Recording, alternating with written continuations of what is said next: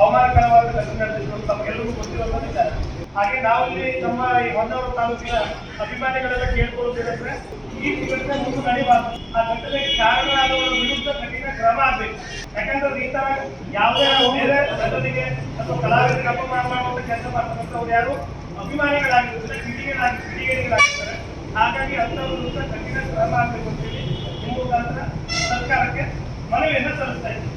ಎಲ್ಲ ಅಭಿಮಾನಿಗಳ ಪರವಾಗಿ ಮತ್ತೆ ಕನ್ನಡದ ಅಭಿಮಾನಿಗಳ ಪರವಾಗಿ ಹೊಸಪೇಟೆಯಲ್ಲಿ ಖ್ಯಾತ ನಟ ಕನ್ನಡದ ನಟ ದರ್ಶನ್ ಅವರಿಗೆ ಅಪಮಾನ ಮಾಡುವಂತ ಒಂದು ಕೆಲಸ ನಡೆದಿದೆ. ಈ ವಿಚಾರವಾಗಿ ಕಿಡಿಗೇಡಿಗಳು, ಇದು ಯಾರದೇ ಒಬ್ಬರು ಅಭಿಮಾನಿಗಳು ಮಾಡಿರುವಂತ ಕೆಲಸ ಅಲ್ಲ. ಯಾಕೆಂದ್ರೆ ಅಭಿಮಾನಿಗಳು ಯಾರು ಈ ರೀತಿ ಕೆಲಸವನ್ನು ಮಾಡುವುದಿಲ್ಲ. ಹಾಗಾಗಿ ಈ ತರ ಕಿಡಿಗೇಡಿಗಳನ್ನ ಸರ್ಕಾರ ಕೂಡಲೇ ಬಂಧಿಸಬೇಕು. ಮತ್ತೆ ಈ ತರ ಅಭಿಮಾನಿಗಳು ಅಂತ ಹೇಳಿಕೊಂಡು ಯಾವುದೇ ನಟರಿಗೆ ಅಥವಾ ಕಲಾವಿದರಿಗೆ ಅಪಮಾನ ಮಾಡುವಂತ ಕೆಲಸ ಆಗಬಾರ್ದು. ಯಾಕಂದ್ರೆ ಸಾಮಾಜಿಕ ಜಾಲತಾಣಗಳಲ್ಲೂ ಅಷ್ಟೇ ಹಲವಾರು ವಿಚಾರಗಳು ಹರಿದಾಡ್ತಿದೆ. ಈ ನಮ್ಮ ಪೊಲೀಸ್ ಇಲಾಖೆ ಇರಬಹುದು, ಮತ್ತೆ ನಮ್ಮ ರಾಜ್ಯ ಸರ್ಕಾರ ಹೆಚ್ಚಿನ ಮುತುವರ್ಜಿ ವಹಿಸಿ ಇಂಥವ್ರ ವಿರುದ್ಧ ಕಠಿಣ ಕ್ರಮ ಆಗಬೇಕು.